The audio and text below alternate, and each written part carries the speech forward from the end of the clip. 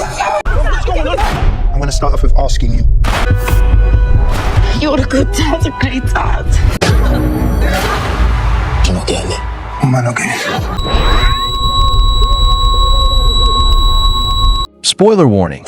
Adolescence ending isn't just shocking, it's a lie. Buckle up because this breakdown will rewrite everything you thought you knew. The story begins early in the morning at 6 a.m. when the police forcefully enter Eddie Miller's house. Shocked and confused, Eddie protests, saying there must be some mistake. You can't just barge into someone's home. In response, the officers present a search warrant and explain that they are in the right place. They demand to know the whereabouts of his son, Jamie. Officer Luke proceeds to Jamie's room and informs the young boy that he is being arrested for murder. It's 6:15 in the morning. Officer Luke then asks Jamie if he has any sharp objects or weapons on him. As Jamie rises from bed, it's evident that his pants are wet. Luke asks if he should call Jamie's father, and Eddie comes in to help his son change. Meanwhile, other officers begin collecting evidence from various parts of the house. Officer Misha formally informs the Miller family that Jamie has been arrested on murder charges. Jamie is taken away in the police car. He repeatedly shouts, "Dad, Dad!" They reach the police station, where Officer Luke informs the sergeant that Jamie has been arrested for murder, even though he's only 13 years old. The sergeant tells Jamie that whether he's guilty or not isn't his concern at the moment. He just wants honest answers to his questions. He asks Jamie if he knows his rights and whether he has a lawyer or would need one provided by the station. Jamie calls his father for advice. The sergeant informs them that a detention order has been approved, which gives them the legal right to question Jamie. Jamie is placed in a cell. Officer Luke tells Eddie that Jamie has requested him to be his supporting adult during interrogation and testing. Soon after, a doctor arrives to assess Jamie's mental state. She asks Jamie if he knows what it means to be arrested, to which he replies, "Yes, I think that means I've committed murder." When asked why he needs a lawyer, Jamie responds, "So I don't come under pressure and give a wrong answer." After the session, the doctor concludes that Jamie is mentally stable. Jamie then pleads to his father, saying, "I didn't do anything. Do you believe me?"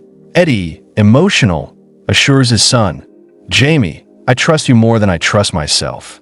Officer Luke then arranges a lawyer for Jamie. The lawyer first meets with Eddie and the rest of the family before gathering case details from the officers. He inquires about Jamie's treatment, whether he was harmed, fed, or tortured. Jamie is then photographed and undergoes medical testing, including DNA analysis, fingerprinting, and blood work. The police ask Jamie for his phone password, but the lawyer refuses to allow it. Next, the officers request that Jamie remove his clothes. This angers Eddie, but the lawyer explains that it's standard procedure and cannot be refused. Everyone averts their eyes as Jamie's clothes are removed and his body examined for signs of abuse. Eddie is devastated by the humiliating treatment his son must endure. Jamie is given new clothes afterward, and a lawyer advises him on how to handle interrogation. He tells Jamie to respond with no comment to most questions, especially those directly related to the case, but not to overuse it, or it could backfire. He reassures Jamie that both he and his father will be present to support him. During the interrogation, Jamie is first asked where he was the previous night. He replies, "No comment." Officer Luke mentions a report from Jamie's school that notes his academic excellence, but poor behavior, asking him to explain. Jamie simply says, "I don't know."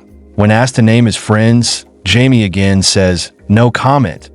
The officers try to persuade him, claiming his friends won't get into trouble, but Jamie retorts, "I won't tell you after what you did to me." The officers then present adult content that was found on Jamie's Instagram account, which had received numerous likes and comments. When asked if he felt attracted to such girls, Jamie admits, yes.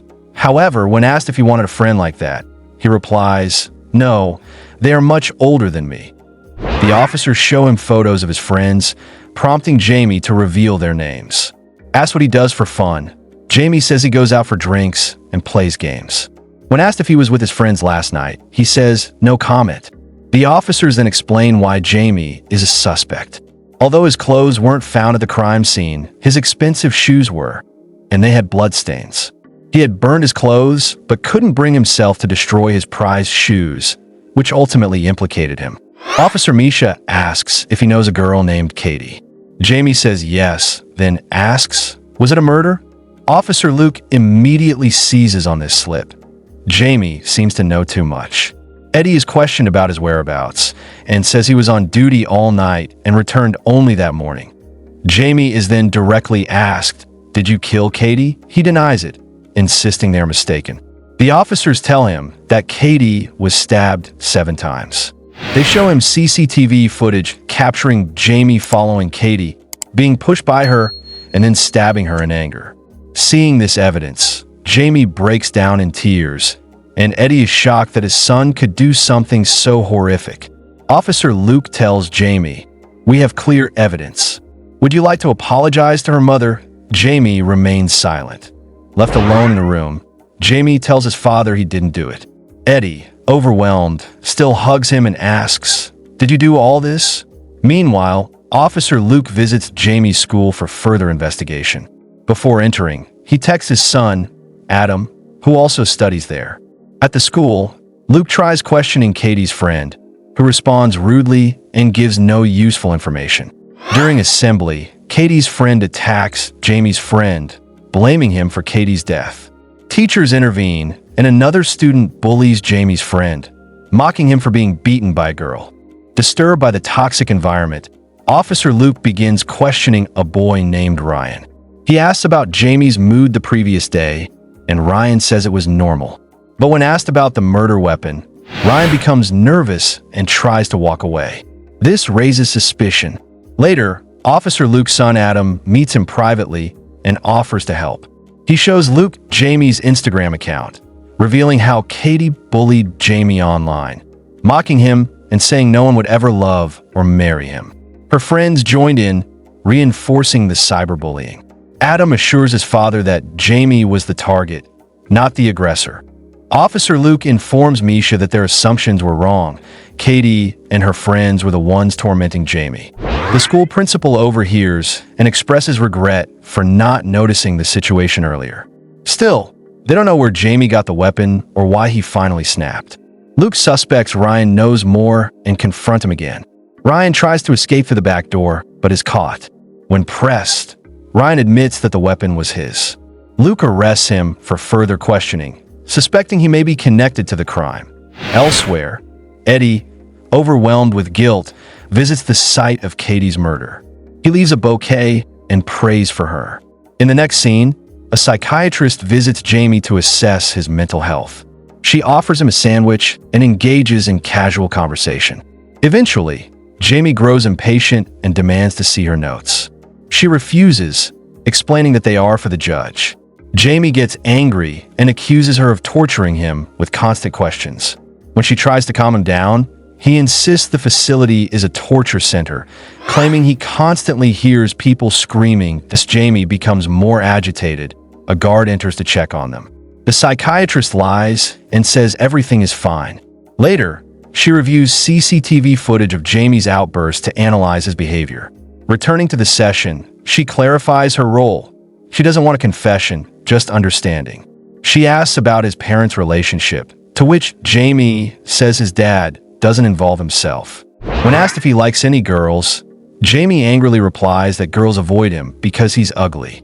He expects reassurance, but when the psychiatrist responds neutrally, Jamie lashes out, saying she should have told him he's cute. The psychiatrist explains that 2 mental health evaluations are required for the judge. Jamie, enraged, begins yelling again. A guard intervenes. Jamie taunts the psychiatrist, sarcastically asking if she's a queen. Eventually, he calms down and the psychiatrist resumes the session. She references a past comment where Jamie said no one liked him or his friends at school. He confirms this, saying they were bullied and even spat on. She asks about the models he posts on Instagram and whether he hopes those posts would attract girls. Jamie denies it. She presents comment from Katie's Instagram posts, showing how she bullied Jamie and how others joined in. Jamie says Katie targeted him because he was ugly. The psychiatrist asks what he said in response. Jamie, growing defensive, claims they're trying to manipulate him because they've seen the CCTV footage. He denies the murder, but admits he wanted to hurt Katie. He says he had a chance that night, but didn't act on it. The psychiatrist advises him to seek mental health support. Jamie then asks her directly, "Do you like me?" and becomes aggressive again, demanding she not tell anyone what he said.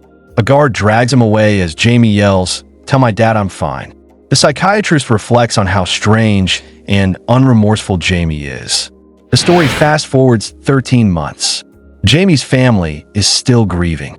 It's Eddie's birthday, but he's not in a celebratory mood. He receives birthday cards, including one from Jamie with a sketch of his father. Suddenly, Eddie's daughter informs him that someone wrote "nonce" on their car. Furious, Eddie discovers the paint is permanent and decides to take the car to a repair center, bringing his wife and daughter along for safety. Before leaving, he confronts the neighbors, asking if they were responsible, but no one admits anything. Two kids on bicycles taunt him about the graffiti, and Eddie realizes they were behind it. Furious but composed, Eddie prepares to leave and asks a neighbor if they can keep an eye on their house from behind. Think you could survive Adolescence world? Tag a friend who'd fail miserably. Don't forget to subscribe, unless you're scared of the truth. Enjoy more movies, be subscribed.